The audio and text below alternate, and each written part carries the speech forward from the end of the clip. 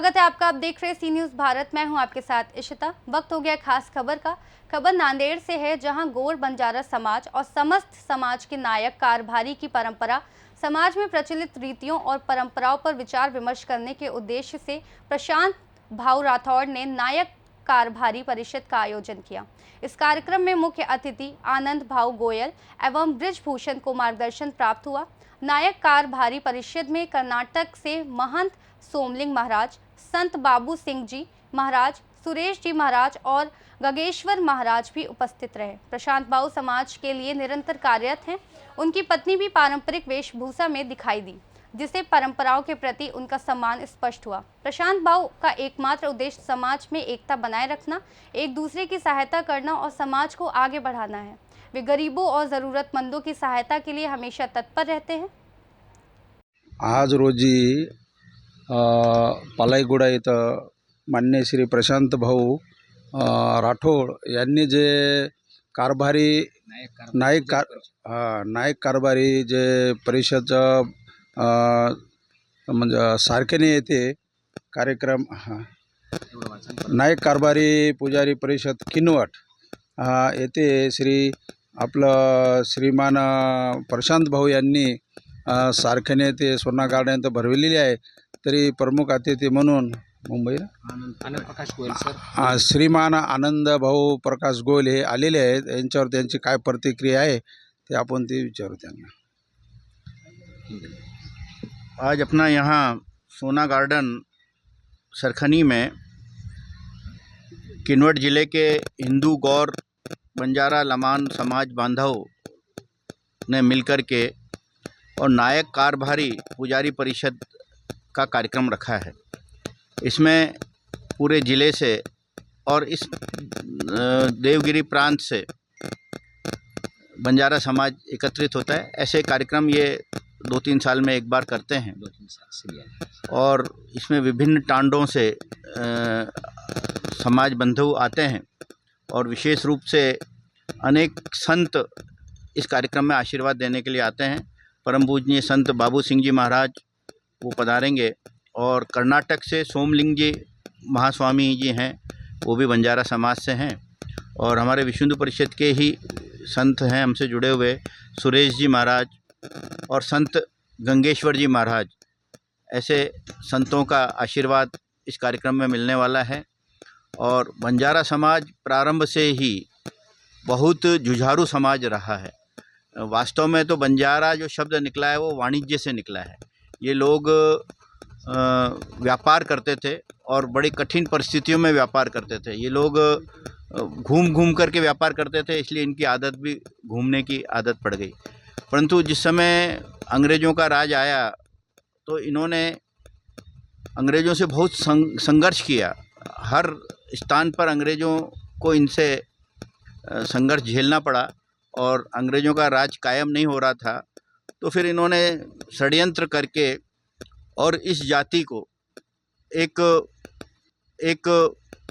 गुंडा एक्ट के अंतर्गत क्रिमिनल कास्ट की सूची के अंदर डाल करके और उनके ऊपर अनेक प्रकार के प्रतिबंध लगाए और इनको किसी भी प्रकार से बदनाम करने का प्रयत्न किया।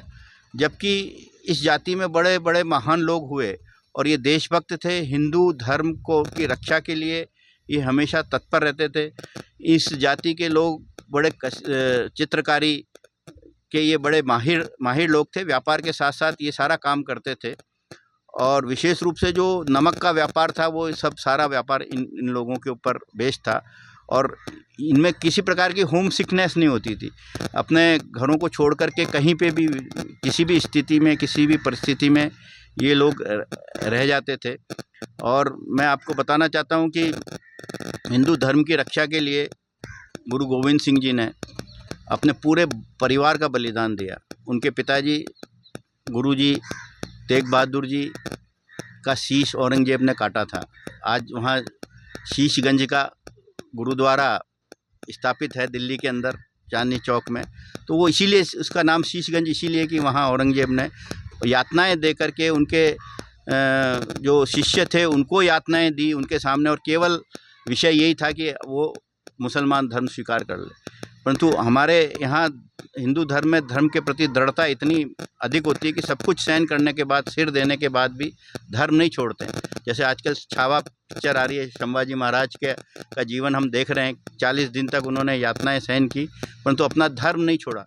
परंतु जब गुरु तेग बहादुर जी का शीश काट दिया गया, तो उनका धड़ वहाँ पड़ा हुआ था, शीश कोई उठा नहीं पा रहा था।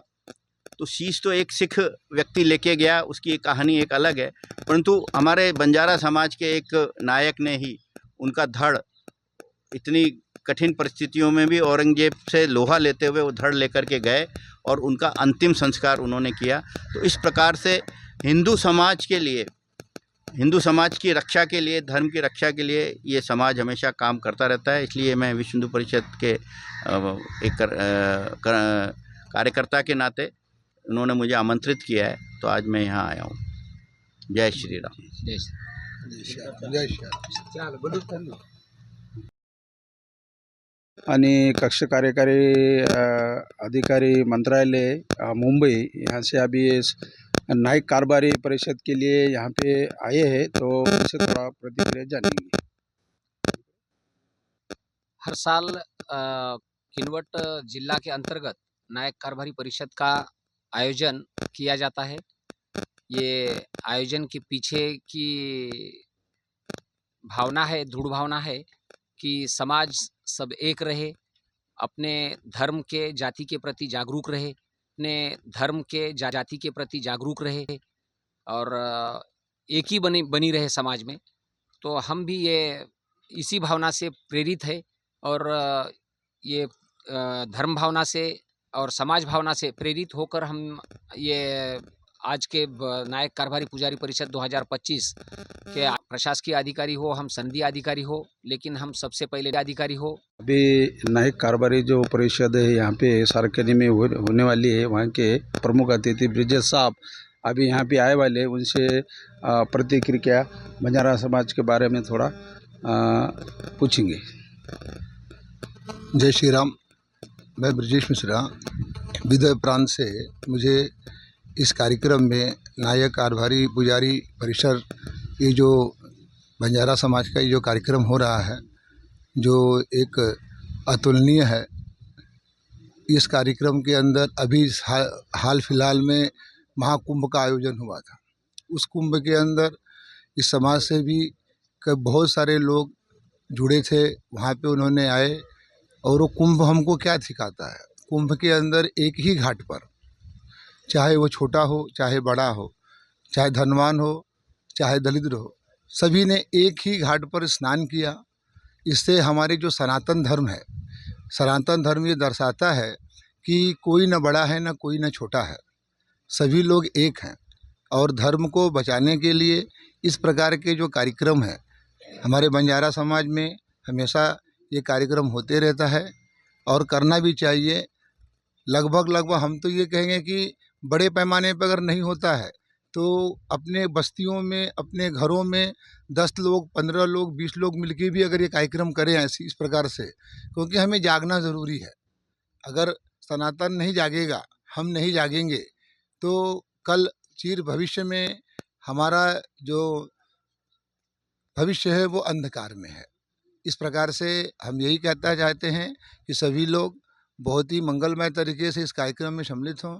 हैं, हमें यहाँ पे अतिथि के रूप में बुलाया गया, उसके लिए भी मैं पुनः इस पूरे समाज का हृदय की कोमलतम गहराइयों से अभिनंदन और आभार प्रकट करता हूँ। जय श्री राम। नांदेड़ से सी न्यूज़ संवाददाता गणेश की रिपोर्ट। फिलहाल इस खास खबर में बस इतना ही। देश और दुनिया की तमाम बड़ी खबरों के लिए देखते रहिए सी न्यूज़ भारत।